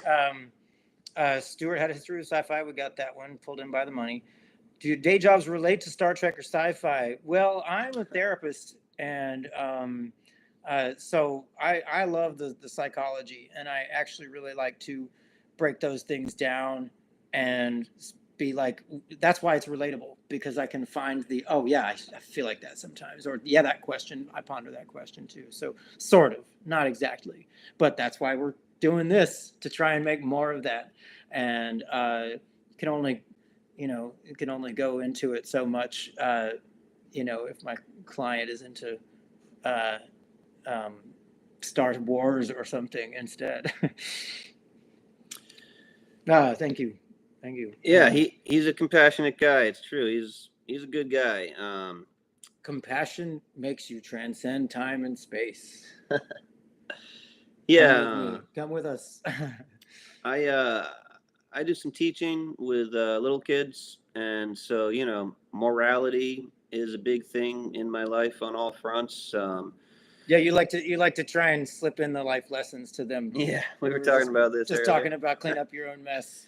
He was telling me I should teach the kids life lessons with making them realize that they didn't clean up after themselves, and I'm like, yeah, but then I still have to clean up after them, because kids always promise not to make a mess when you say no, we can't do that because they make a mess, and they're like, no, I won't. So I say, make them a bet them, and then when they realize they made a mess anyway and they have to pay you or whatever it is, don't take it from, but that don't collect, but don't collect, but let them know. But this is so you could say that we wear our Federation values on our sleeve. I suppose that's the answer to your question. Yeah. Yeah, but great question though. I'm curious about you as well. Do you make this fit into your life? Because it's hard in this day and age to live Federation values. We just talked a little bit about a certain multi-billionaire who wears this emblem on his jacket, but doesn't know anything about the values. Yeah, well, let's see. There are a lot of interesting. A career change, Farpoint Station. Yeah, AT&T. Yeah, you were probably felt a little caged there, but I'm back to school. All right, very good. Good for you. Cool. That was a big turning point for me. It'll change your life. So yeah, and it sounds like you're smart enough to be good at whatever you choose. So, Godspeed. Yeah, I want you guys to know that we really are interested in reading the comments and getting to know people, and having a community feeling here. One of the things that my favorite stream, Birdo Prey 5, my favorite streamer of the past, God bless him, rest in peace. He used to do an advice column, and this guy, I was just telling you how he was kind of giving me some advice earlier, and I was thinking maybe we could do an advice column here, but we're not really qualified. Birdo Prey 5 used to always say he wasn't qualified either, and sometimes I didn't agree with the advice that he was giving. But this guy actually is a therapist. So well, you know what Jonah Hill said, in the movie that he made about his therapist, was that whenever you talk to your friends about your problems, you don't want their advice, you just want them to listen, but all they can do is give you advice, and it sucks. That's true. But when you tell your therapist about your problems, all you want is them to give you advice, but all they do is listen. And if they gave advice, it'd probably be good, but that's not what the point is of therapy. So but yeah, maybe I'll turn the question back on you. That'll be my advice: is reframe the question for yourself. Actually, and that's one thing I love about Star Trek. I feel, and you were talking about today about DS9 being more about just an open-ended question. There's not really a answer there, and they do that in TNG, but there's an answer at the end. It makes the story go down easy at the end. But I have definitely noticed, I think starting season 3 DS9, there's a lot more episodes that end with, what do you do with that? Yeah, that's interesting, but it's not resolved. Yeah. And they got to do that to be continued thing, not like it literally was to be continued, but they were often picking up themes and storylines, whereas TNG was much more episodic, though it did have this, obviously Star Trek has this whole continuity thing going on, which is awesome. But we want to have a continuity with this stream, so we are usually going to be doing this on Sunday nights, pretty much every other Sunday is what we're trying to do, but I might just kind of get out the phone and do some streaming in the shorts section on Sunday nights when Soma can't be there. But we're in a band together, so we're kind of like combining band practice and streaming. And there's no reason that we can't start doing more interesting stuff with this stream. This is kind of what we've got going for. This is only our second one, but we'd love to hear your ideas. I'm actually half El-Orian, so I'm a good listener. And if we can get it figured out soon, we'd love to have people come on as guests and get the Streamlabs. I guess that's what we got to do going. And if you guys have ideas or things that you'd like to have us do, let us know in the comment section. And also, I put out videos every day in the short section, so you can leave comments there if you're trying to reach me. I try to read comments a lot. Look around the rest of his channel. There's a lot of stuff here, diverse stuff, very creative, prolific, I would even say. And the other channel, Revolving Ghost, because that's where he goes a little bit farther out on a limb, and that's where I'm comfortable. So we have a lot of Batman content over there, but that channel really exists for my music. My band is called Revolving Ghost, and that's why I started that channel. But in order to build a YouTube channel, you got to do all sorts of stuff sometimes. I don't know. That's what's going on with that channel anyways. It's a lot of fun content. Not Star Trek content, though. This is where the Star Trek content is. I started this channel because I just love Star Trek so much. I always have, since, the 90s. And I just felt like there were a lot of Star Trek channels on YouTube when I started this one, but they all kind of left me a little bit like disappointed in a lot of ways. And so I just thought after a while, like, hey, that would be a fun way for me to, actually connect with people that also like Star Trek, because they're kind of hard to connect with. What is it about us? I don't know. You don't find us easily. Well, we're endlessly fascinated with imagination and whatever's going on in our head. So you don't necessarily need community for that, but it helps. And boy, do we need community in the world right now. We need to connect. So thanks everybody for being here and for commenting. And this really fuels the creativity here. So you're absolutely right. And I think that the reason that you jumped at it was because you felt that. You're like, you know what? This is the missing, to quote Picard, this is the missing element. Yeah. From Farpoint Station. Oh, I love it when we bring it back. Berto Prey 5 used to say that, or at least he said once, that he didn't really see how you could make it on YouTube without streaming. And, when he said that, I was not streaming, and this was like a far off sort of stream dream for me. But we finally made it, guys. Having him move back to town was kind of a big part of it, because I needed another Star Trek fan to, shoot the can we swear on this? I guess we can. Shoot the shit. But basically, it's a lot of fun, and I think you guys know that if you're here. So please do keep coming back, keep trying to find us, and we'll start trying to put out the thing that says that it's going to be going live soon. I got to figure out. We'll be better on letting you know ahead of time. I do like controversial commentators, but sometimes it's very easy to get, too far out on there and to then be turned off by somebody. But we try to be welcoming here. I might get a little opinionated, but come to my other channel for my more challenging opinions. That's empathetic resonance with Soma is my other channel. So I'll go into a little bit more fringe ideas and stuff. Hello. Here we go. Is this thing on? It's Mr. Spock here. I'm trying to look at the camera. Where's the camera? Oh, there it is. Hey, live long and prosper, everybody. Anyways, it's only logical to reverse the image. Yeah. We've got a lot of fun stuff to do just from home here, but we're also thinking about trying to stream from out in the city. Since we're here in New York City, we could, maybe do this from like Coney Island or something sometime soon. Let us know if you guys have ideas. Yeah. Ardent Party, the music is sort of like a folky, strummy, sort of halfway between acoustic and electric, kind of folky type of thing, with emphasis on poetry. Really cool rhyming scheme and wordplay. Songwriter here. So that's Revolving Ghost. You can check out. There's a bunch of stuff over there, and the EP is about to come out, or is it full length? No, we've got an EP coming out soon.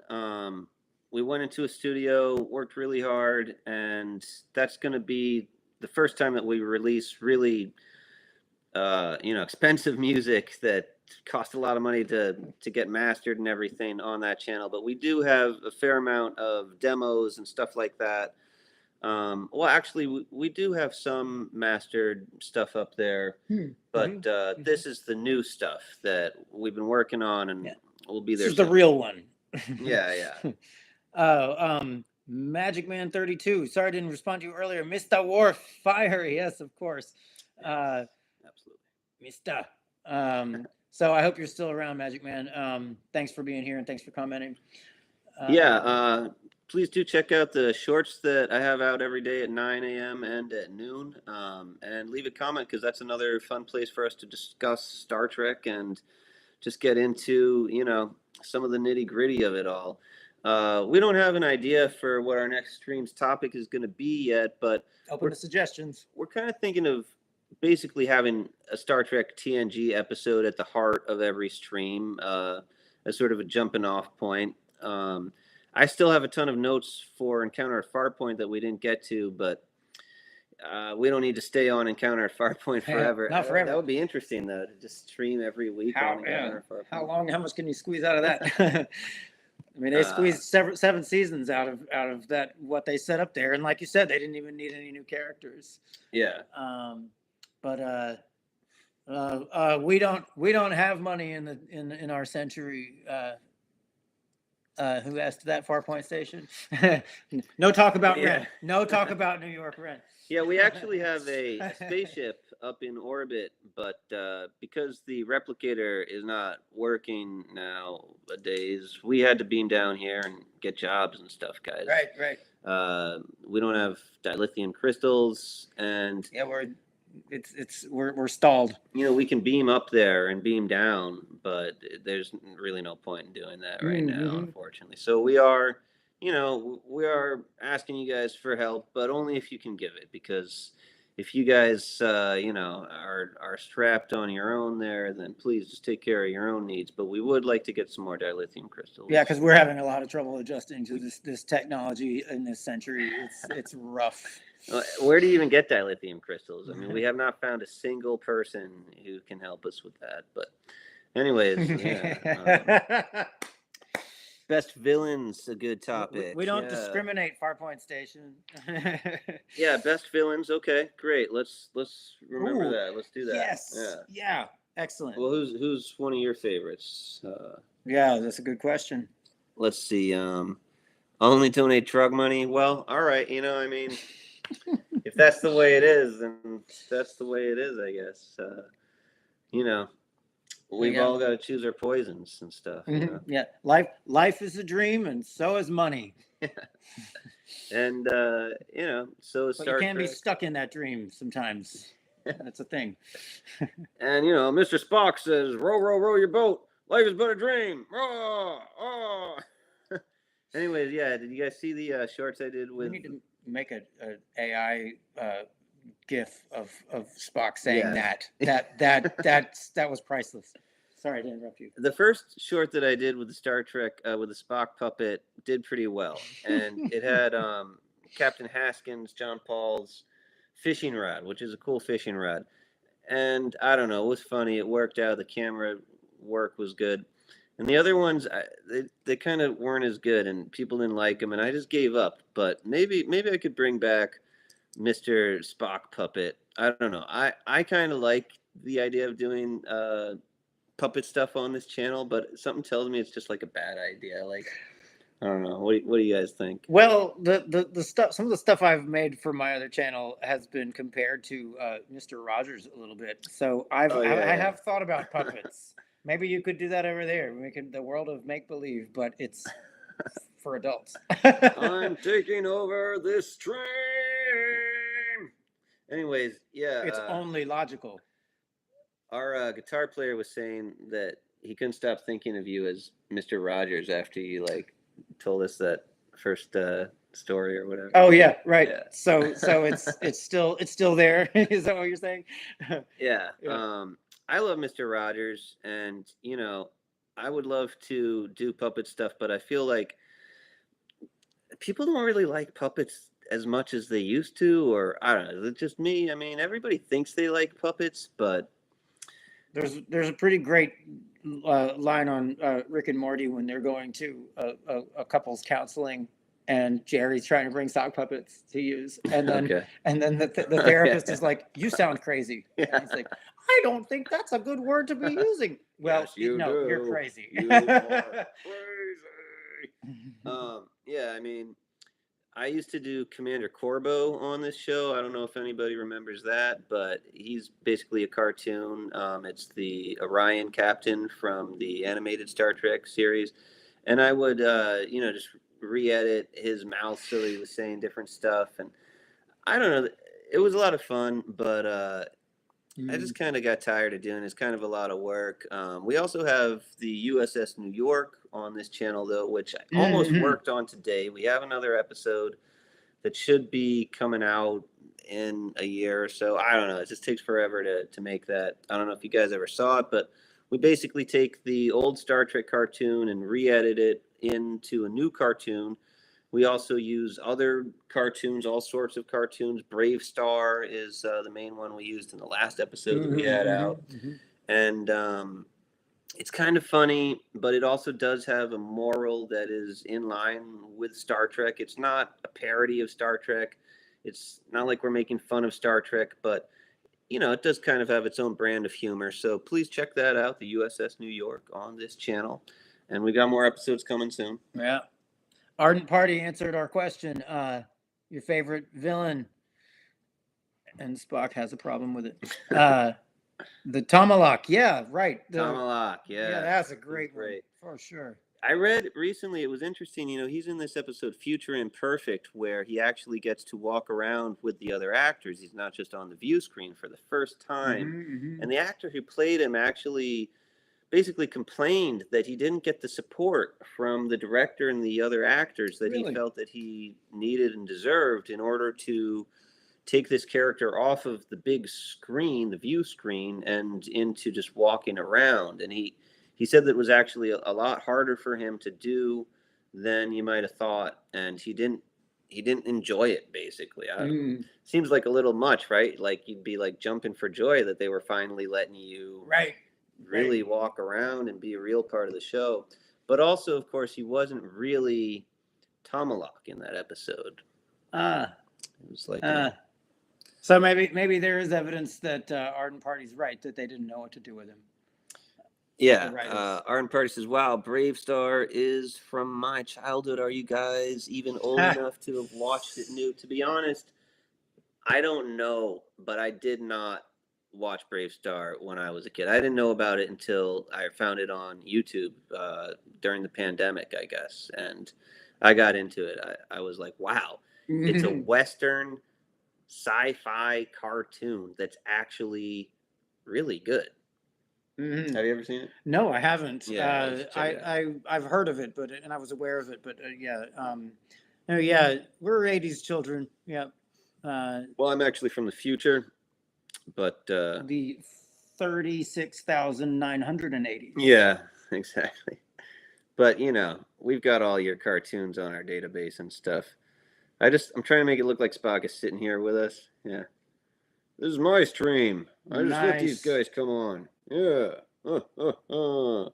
This is your absentee landlord, dictator host with no emotions, Spock. We were talking about the Muppets a lot earlier, about Steve Whitmire getting fired from being Kermit, and Brian Henson. Why didn't Brian Henson like Steve Whitmire? Well, we just don't know. The only thing I ever heard bad about Steve Whitmire was that he ruined some people's careers by blacklisting them, but it's some other puppeteers. I mean, who knows if that's even true? Brian Henson was younger than him. It seems a little he wouldn't have really been in the position to flex power over him. But and that's another tangent. Yeah, maybe we're going off onto some other stuff. But yeah, the Jim Henson world, and it's pretty great. And it's related to puppets because we were watching a thing about how a character from Labyrinth had 18 motors in its face. Like that's a little more. That puppet work wouldn't get boring. That was from Labyrinth. I didn't know. Yeah. Did you guys know that Beverly Crusher, Gates McFadden, did the choreography for the dance on the film Labyrinth with David Bowie and Jim Henson? Yeah. Yeah, see, we brought it all back to Star Trek again. Yeah, she was a dancer, really not an actress. Right. That's how she got in. Primarily, she basically just did acting to support herself, and she was really into dance and really thought of herself more as a professional dancer. And she said actually when she got cast as Beverly Crusher, she was embarrassed because she was embarrassed because of her dance friends who were professional dancers looking at her and saying, "You're doing that instead of dancing? Mm-hmm. What about dancing? We thought you were a dancer." Yeah, artists do not criticize other artists. Changelings do not harm other changelings. Artists do not harm other artists. Come on, y'all.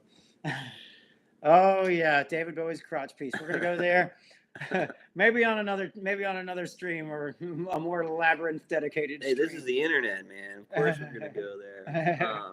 I mean, of course, as a little boy, I did have the conscious thought, and I still remember it.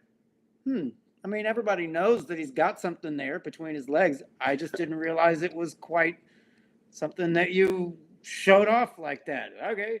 I mean, I didn't end up following suit and doing that myself, but it was, well, unless you count my Jareth Halloween costume several years ago. I almost won an award for that at the party. But it involved a martial arts groin protector cup. Well, this is a family channel. The bulge. I just want to say, this is a family channel here. Yeah, well, it was a family movie. That's what's ironic about it. It's a family movie about a goblin king with a bulging crotch who has a crush on a 14-year-old girl. I mean, like...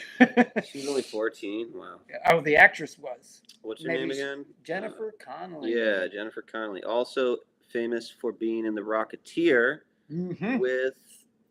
What's his name? Oh, come on. The Rocketeer. Well, he almost played Riker. That's the cool thing about that guy. And then he ended up being the outrageous O'Connor. What's his name?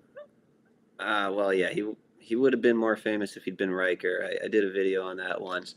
He missed out on being Riker because it messed with his head, the idea of getting a regular job and settling down and having to show up at work early in the morning every day, because he was kind of a movie star, not like a star, but Billy Campbell says Farpoint Station. Billy Campbell, yeah, that's right. And he was used to like traveling the world, basically getting the special treatment where he'd go and star in some little film here and some little film there. And he was living the good life, it sounds like. I mean, you got to think this was like a really nice life, because when they basically did say, like, yeah, you're the main guy that we want to play Riker, it got in his head and it messed him up so that when he had to go in and do the big audition where the head of Paramount was there and all of these big shot guys, top-notch head honcho guys were there, he didn't do a good audition. And the head of Paramount ended up saying, "I would not follow that guy into battle." And the people... That's a requirement for that character. Yeah, the people putting together Next Gen had to basically say, well, okay, we also have this guy, Jonathan Frakes. He's like our second choice. He's going to audition now, too, That was the way this day was set up. And Frakes went in and killed it and got the job, obviously. And so Billy Campbell, he ended up going on to do a few other shows and movies, I guess. But I looked it up to do this video like a year ago, and like he's worth like $2 million. Good, $2 million. Frakes is worth $25 million. Oh, so he probably, I don't know. I mean, maybe Billy Campbell had a lot more fun than Jonathan Frakes. But if you look at I Jonathan don't know. He Frakes looks like he's nowadays, having fun. Frakes, he's a happy guy. It And doesn't seem like that. even as soon as TNG was off the air, he was he would make public appearances with the biggest smile on his face. And he had another show right after that too. He had that, what was that mystery show that he had where it was like, is it real or He is was it the not host real? of one of those unsolved But mysteries. yeah, his most famous role is Captain America. That is right, Yeah. Farpoint Station. Beyond belief, right? That's it. That's it. He was Captain America for a theme park. I don't know which one it would have been, Universal Studios or something like that. And I'm pretty sure. Am I getting that wrong? I'm pretty sure that's what it was. And there are some pictures of him. That was like his first job.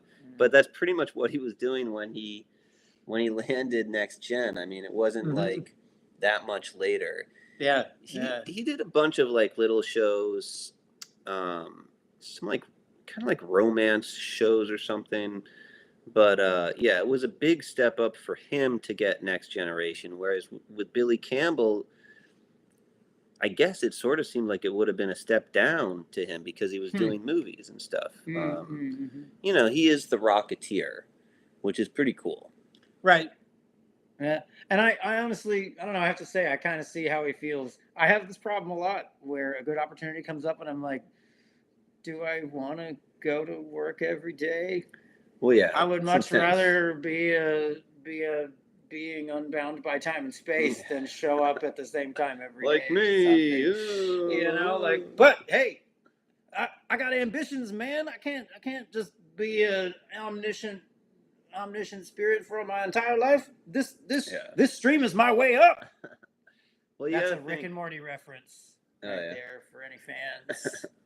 the time police with the big testicle head. I'm a huge Rick and Morty fan too, but I don't know.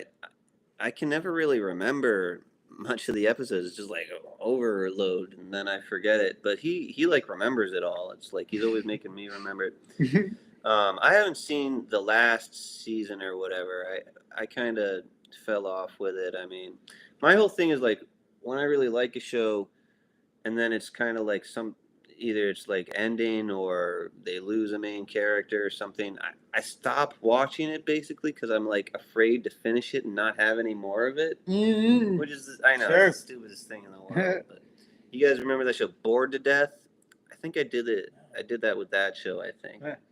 Zach Galifianakis, Ted Danson. Oh, okay. Oh man, yeah. I meant that was on the list a long time ago, but I never actually saw it. He's back. He's got some new movie. Yeah, Jason Schwartzman's cool. But I was gonna say something about Star Trek actors. Oh, whatever. Yeah, Billy Campbell. He could have been Riker. And I mean, Farpoint Station, you're totally right. Frakes, I think they had to milk that because that was so central to his character. He was so charming. He was so attractive to women. And, you know, I think they had to skirt the line of how much do you exploit that before making him just another asshole, you know, the toxic masculinity thing we were talking about before. But you know, it's, yeah. And I think the question, it's the curse of the risk averse and those resistance to change. I can dig that. And I also think that sometimes you have to play the game people expect you to play so that you can sneak in the challenging stuff. A wonderful music friend of mine, Luke Payne, said that it is the job of the familiar in music to convince us and seduce us into risking the unfamiliar and the weird. And cool. So, because he said that to me as a very valuable piece of advice, because I was writing as challenging music as I could muster, and it was just every aspect of it was challenging. It was like, you got to give us something to hold on to, and that's it. So, and that's another thing we were saying earlier about how maybe the Paramount was did a better job than Roddenberry would have on his own steam, giving it broad appeal and making Star Trek in general. Starting with TNG though specifically. Open the side door for us. Did maybe I'm missing the context here. Mm. Is it the ladies' man thing? Is that a reference to Riker being a ladies' man? Yeah, Star Trek Enterprise, is that what you're talking about there? I didn't watch Enterprise when it first came the out. side Oh, you're door, talking right. about the ending of Enterprise. You didn't watch it until later, and then you were disappointed. Oh, right. Yeah, fair enough. Got it. I have to say, familiar easing us into the strange. No, that's what okay. Farpoint Station meant with that part. But yeah, there's I think and that's kind of the art of coming up with a new Star Trek show is how much does it need to adhere to the old and how different can it be? And this is where we differ just a little bit because I admire Discovery and Picard and even Strange New Worlds, even though it's not my favorite. It's my least favorite of the three. For really trying new things. And I feel like Strange New Worlds was the least successful in trying new things, but I have to commend them for doing it. Like the one where there was a musical where everybody sang a song. I love music, and I'm really, really glad they found a way to do it. But it's so weird to see those characters singing. It does not feel like Star Trek. But try me. I'll try anything once. Look at what the Star Trek calendar had today. Oh, right. It's the singing episode. That's the exact episode, right? Yep. So yeah, what do you guys think about Strange New Worlds? I mean, it's strange. It's new. Well, it's not really that new anymore. Actually, I was thinking today, like, where? I don't. Is it? Yeah, I think that there was some kind of fall through, wasn't there? I don't know. I don't think they resolved that the show was going to be over. It's not canceled, but they delayed indefinitely. I think the third. They already season? had the preview come out. I mean. Oh, they did. Oh, okay. A while back. But they usually. I'm supposed to get an email about that. Well, yeah. I mean, I didn't even. I don't know. It's really weird what's going on with Star Trek nowadays. We're gonna get this new show. It was the pandemic. The pandemic pulled the rug out from under it all. Yeah. Well, but they had so much momentum, and it just lost it all. And Paramount is cash starved. Yep. Paramount Plus was supposed to make a lot more money pumping out Star Trek, but they messed up. But anyways, we're supposed to get this comedy show, which is supposed to be set in the early 25th century. It's supposed to be set when Riker and Deanna are married, basically. And, like when Picard was set, basically, although Picard jumped around in time a lot. So yeah, fair enough. But this show would be a comedy, and it's being developed by Tawny Newsome, who does the voice of Mariner on Lower Decks. Yeah.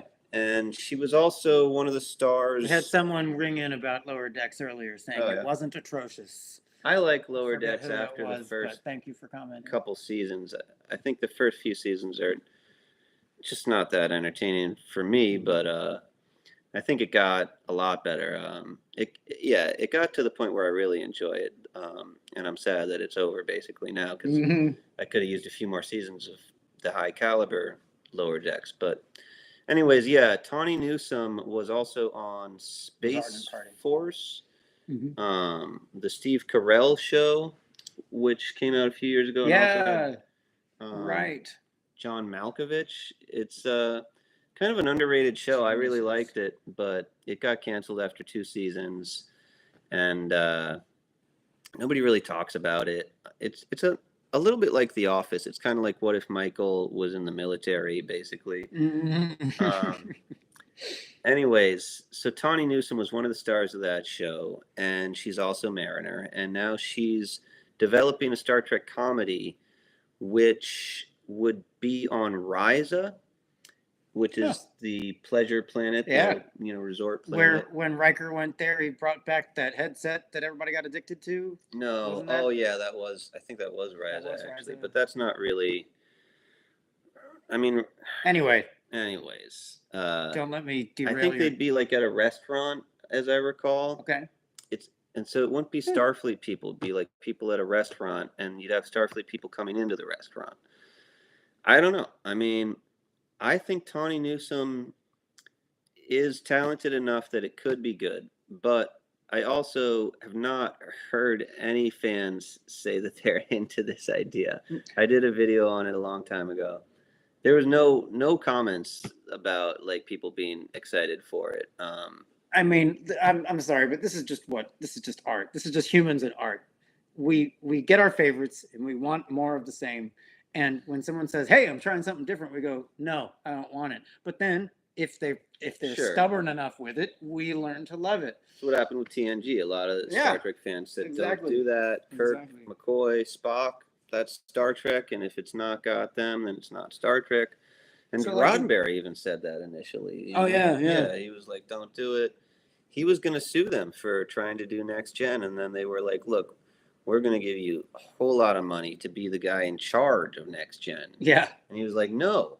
And they were like, "We're going to give you even more money." And he was like, "No." And they were like, "Even more." And he was like, "Oh, okay." The heat broke. And he really was looking forward to retiring when suddenly he got the job of doing next gen, and it kind of overwhelmed him. It's sort of sad, Mhm.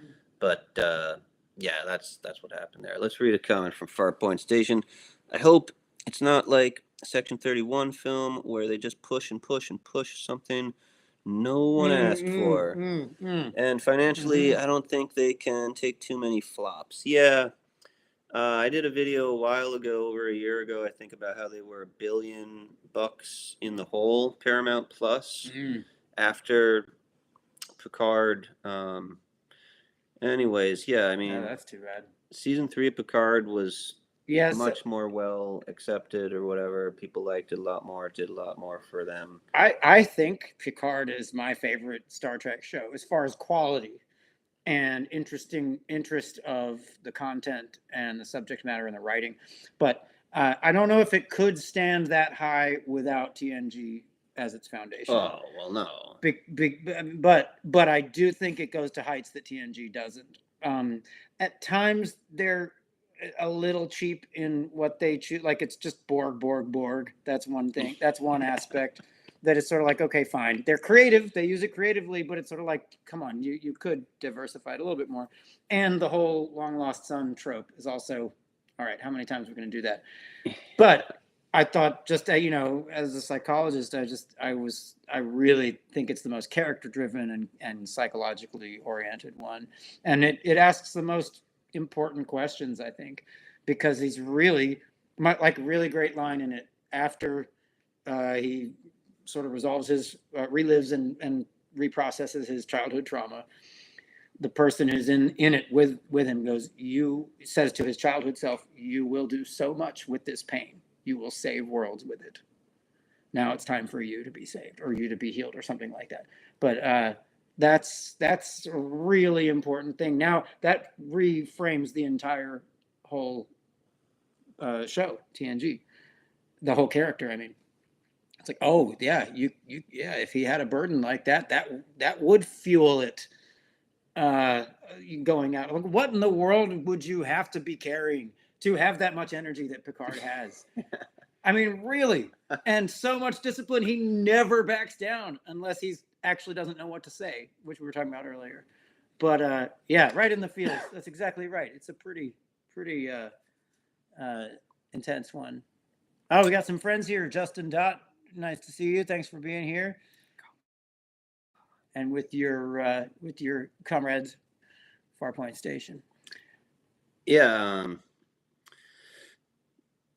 the whole missing or lost son trope. I mean, yeah, we were talking about how they basically did that in the 7th season. So to do it again in the 3rd season of Picard, I mean, it works. I have to say. Yeah, I don't mind how any of it turned out. But if you were pitching the ideas, I would be like you were talking first impression. No, come on, that's not going to work. But we all know there's a lot of things that could make up for a weak idea. It's the other thing that I don't know. It's a little weird to me that Wesley isn't in season 3 of Picard more. I guess he is in it, or no, he's in season 2. He appears in season 2. Just that's it, right? And all it is this is what happened to him, and he's what's her name, Soji, the synthetic. Oh, wait, no, it's not Soji. It's the other person played by the same actress. Daj. Is it Daj? I can't remember. Or no, it's a different character. It's the daughter of Sung's. What was her name? Like Cody or something? I'm forgetting. Yeah, right. But he welcomes her. She says, "What do I do now?" And he says, "Well, it's her. Really? I've got it." It's the one that's not an android. No. No. Yeah. It's the one who's not an android who her father was trying to save her. Right, the 20th century or 21st century. No, she was wait a minute. No, she was synthetic because he tried so many, hundreds of them, and none of them survived. So it was genetic engineering, but it was like he was trying to raise a person just from the genes. Well, basically what I was saying though is it's just like that whole third season of Picard, we get so much about like Picard and Dr. Crusher, and then their son. But it's like, well, Wesley was kind of like their son. I mean, he was her son, and Picard really was like a father figure to him so much that it's just weird that they suddenly have just like replaced him essentially. Yeah. And they're not talking about him. They're not like, How many kids has Picard sloughed off around the galaxy? I mean, like, really, he is this image of being the responsible leader. Well, he didn't know about this kid, but right. It's not as bad as who was it? Tom Paris and Janeway leave their salamander babies to fend for themselves on that planet. And Threshold, remember when they evolve, which I have a whole video about how that's basically the worst Star Trek episode ever if you want to speak scientifically. But we don't need to get into that right now. That's an old video, yeah. Please, guys, have fun looking at all the videos I've done back through the years.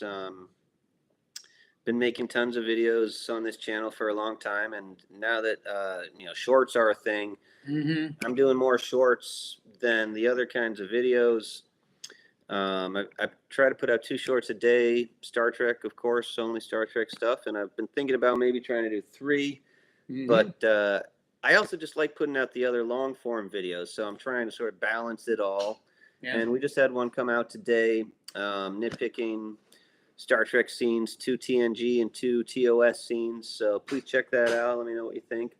And yeah, please tell people to subscribe to this channel. I've noticed I get a lot of subscribers on the shorts, and then when I put out the long videos, people unsubscribe. So, whatever. It doesn't really matter. Just do what you want to do. But yeah, it'd be nice if there were more subscribers on the long form videos. I guess people are just like, what is this? It's not 60 seconds long. Yeah, no attention span required past this point. And I feel it. I'm ADD, but yeah, check out some of the longer ones. We can go deeper into some of this stuff, and it can get deep. That's the beautiful thing about this show. Yeah, Farpoint, we're with you. Girthy. We like girthy videos. Glad to hear it gapes your mind. This is then we're doing our job. MP3 anthologies. We're not those guys. Yeah, that sounds interesting. Yeah, no. Yeah, we could do an anthology or something like that, though. I'm not quite sure what you're talking about there, but yeah, check out the other stuff we've got on this channel. Check out Revolving Ghost. Check out Empathetic Resonance with Soma. This is kind of just getting launched. It's nothing live yet, but a handful of videos. So going a little bit more into psychology and what it means that life might be a dream. As Spock learned in Star Trek 5. Yes. Yeah. Anyways, guys, I think we're kind of going to wrap it up here. This guy's got to get home. And thanks, everybody, for being with us, for commenting, for being a part of the community. And, yeah, I'm gonna go back up to my cot in the sky. Yeah, maybe we'll use the ship's transporter to send him home, but we are trying to conserve energy, so. Yeah, help fund our transporter and our replicator. Yeah, please do subscribe, hit the like button, and tell your friends that we're going to be streaming on this channel pretty much every other Sunday, but randomly This here Sunday, and there. Lieutenant Williams got a date with Shakespeare. Yeah, I got to go see Captain Haskins. Got a slingshot around a planet, travel back 700 years. Yeah, just like Patrick 500 Stewart, years. Captain Haskins is a Shakespearean actor, John Paul. Yeah. Anybody who's in New York, Comedy of Errors is on through this weekend. I think it's sold out though. Oh, is it? Even though All the of tickets are free, I guess that's why it's sold out. Suggested donation. Were they free? Well, No, mine wasn't free. What? I What do you mean? How much did you pay? don't remember, but I remember it was money. Well, it was suggested donation. I don't think I remember that. Anyway, well, maybe it was another dream. Anyways, yeah. Who knows? Thanks so much for commenting, everybody. Farpoint Station, Ardent Party, Garden Party. Justin Dot, Yeah. and everybody who commented. Magic Man. Gorilla Censored Thoughts. Yeah. Oh, Gorilla Censored. Kapla! Yes, of course. Thanks for watching, guys, and we'll be All right, back. everybody. Until next time, live long and prosper. and prosper. Kapla!